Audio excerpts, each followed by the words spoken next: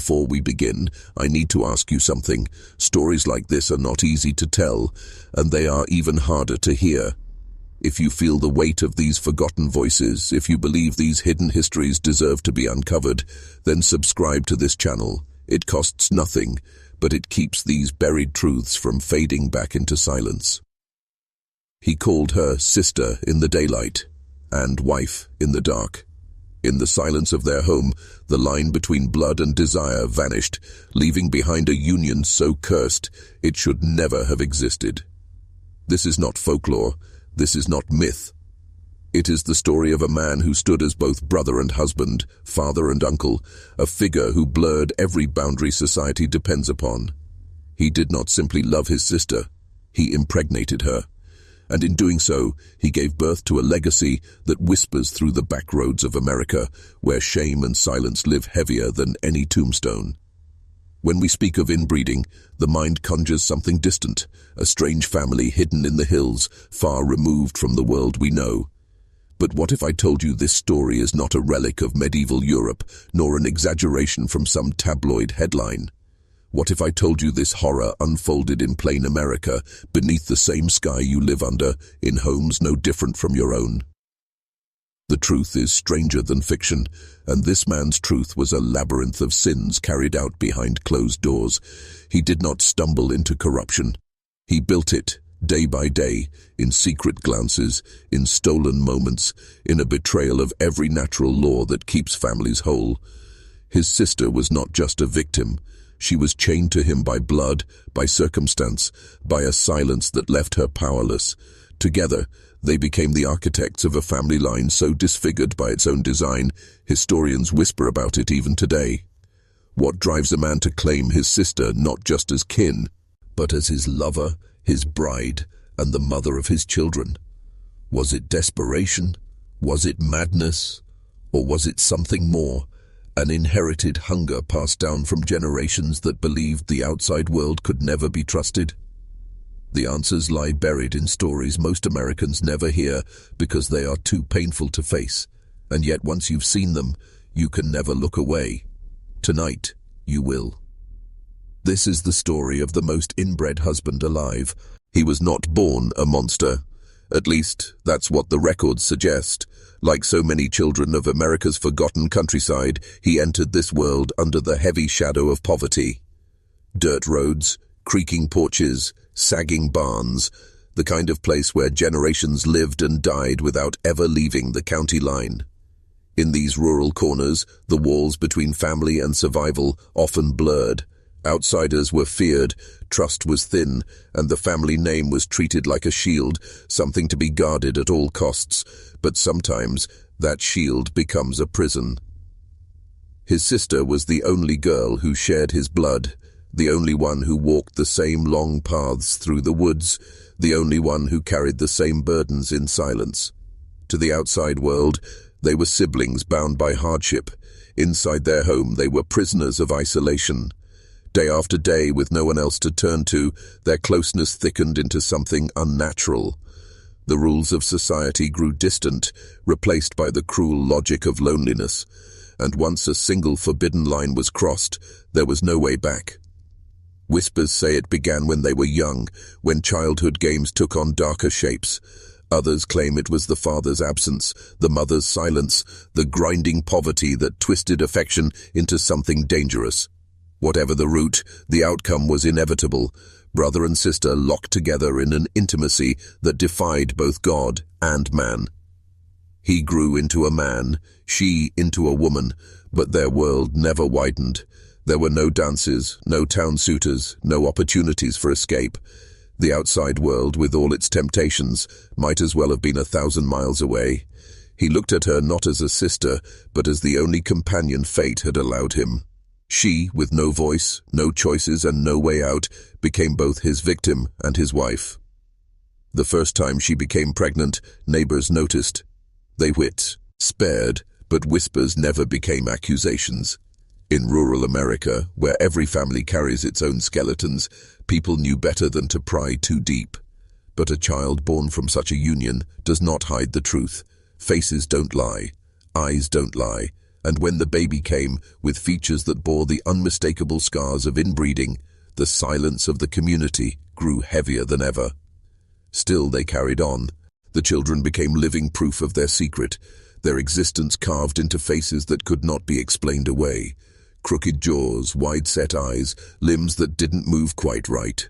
Each child bore the weight of a sin they never chose. It is one thing for two people to surrender themselves to forbidden love. It is another to bring forth life, doomed to carry the mark of that love forever. And that is exactly what he did, again and again. In the town's records, their family appears like a strange, broken line in the book of births and deaths. Names repeat, ages overlap, and the role of father and uncle collapse into a single figure. To an outsider, it looks like sloppy bookkeeping. To anyone who knew the truth, it was a desperate attempt to cover a crime that could never truly be hidden. The children grew up knowing both too much and too little. They were siblings, cousins, nieces, nephews, titles that no longer meant anything when every branch of the family tree bent inward. Neighbors looked away. They always do.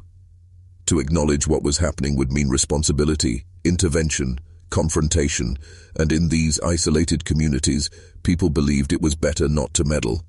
So the house stood like a tomb at the end of the road, its walls echoing with cries of children who carried both the bloodline and the curse.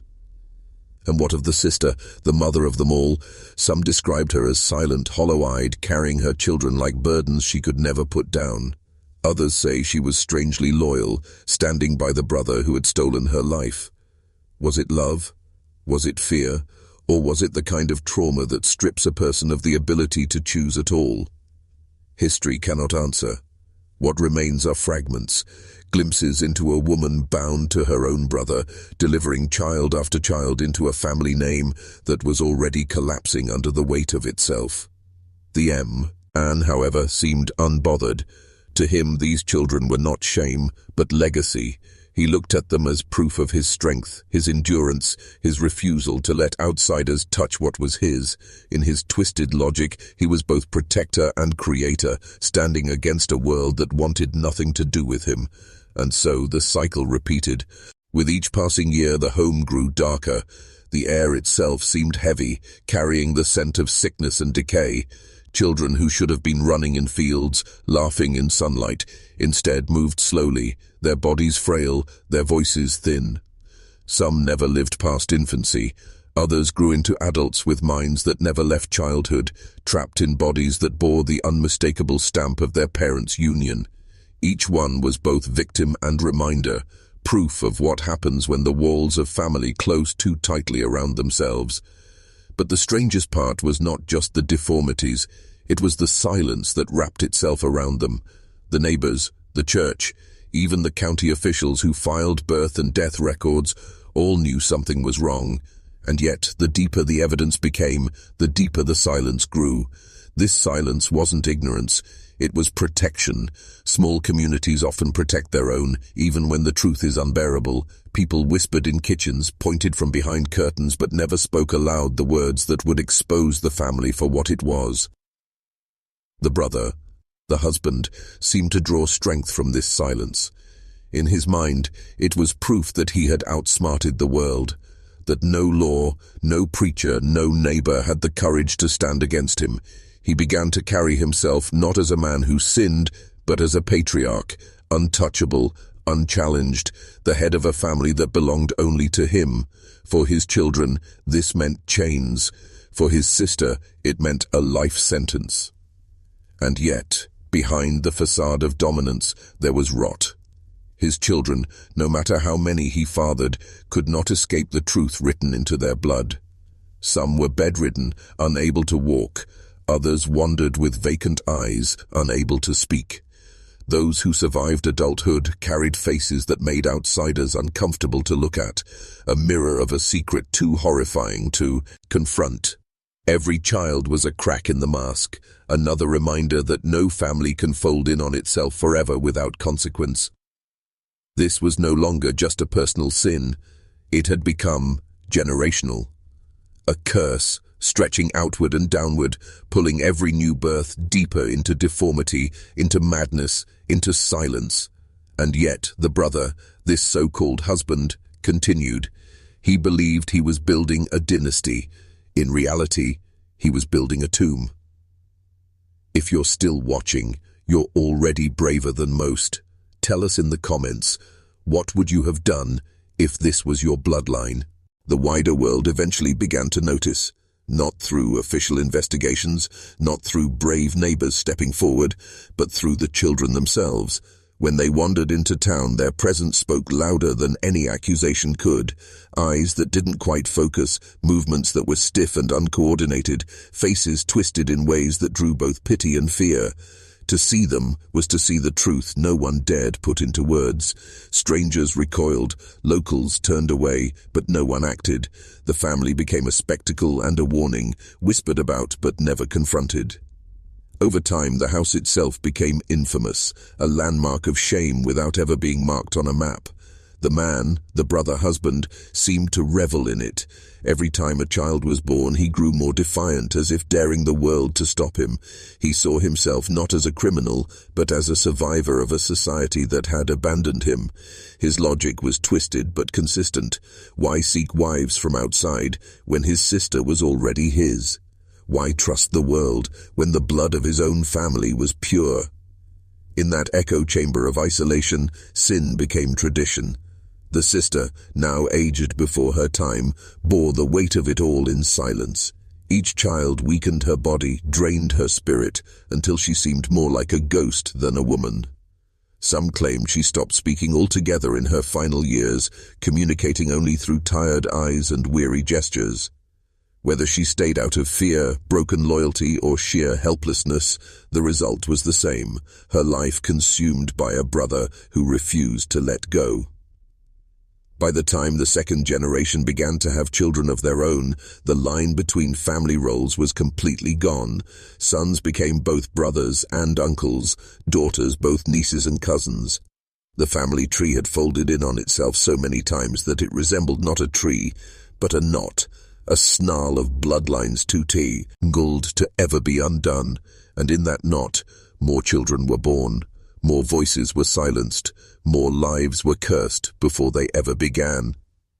In the dark corners of American history, families like these are rarely written down. They survive in rumors, in fragments, in haunting stories passed from mouth to mouth, and yet every rumor holds a seed of truth. Somewhere in a forgotten graveyard, their bones still lie, marked not by names, but by the silence of a community that chose never to speak. Time has a way of burying stories like this, pushing them into the soil until they become little more than legend. But legends, like bones, have a way of resurfacing. Long after the brother and sister had passed into the earth, their children remained, and with them, the undeniable proof of what had been done. Generations later, their descendants could still be found in the same corners of rural America, carrying the legacy of choices they never asked for. Faces twisted in familiar ways, eyes that mirrored their ancestors, minds trapped in cycles that echoed the sins of the past. Historians and journalists who dared to investigate would often find themselves at a dead end. Records missing, birth certificates falsified, families unwilling to talk. Yet the truth lingered, visible in the very people themselves. Every smile, every glance, every broken step revealed the story that the paper trail tried to erase. This was not just a hidden family. It was a scar carved into the very landscape, impossible to fully cover. The most haunting detail is this.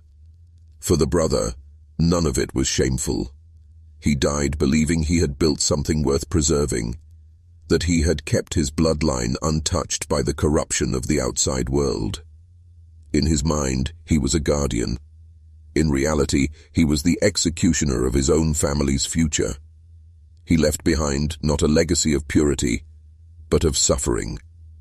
A dynasty that collapsed inward, generation after generation, until all that remained was a memory too painful to name. And yet, the silence persists, Even today, descendants of families like his live quietly in America's forgotten towns, carrying names no one speaks too loudly, moving through life under the weight of a history they did not choose. They are both innocent and condemned, survivors of decisions made long before they were born. They remind us that history is not just what we read in books. It breathes, it walks, it looks back at us with familiar eyes.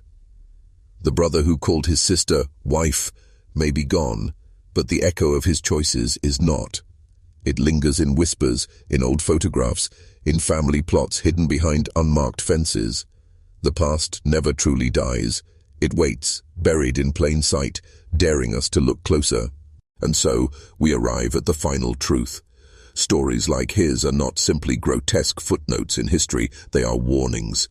They reveal what happens when silence replaces justice, when isolation twists love into possession, when a family wall becomes a prison. He did not act alone.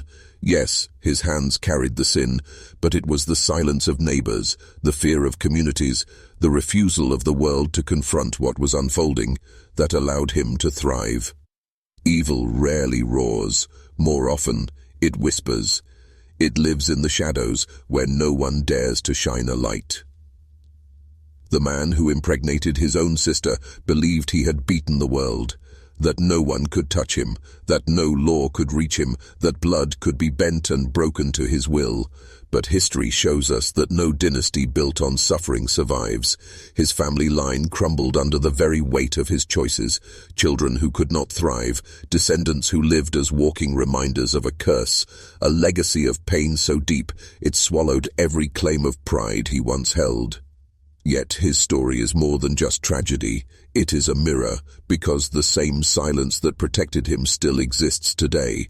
Families hide secrets, communities bury shame, and too often, those most vulnerable, women without choices, children without voices, are the ones who pay the price.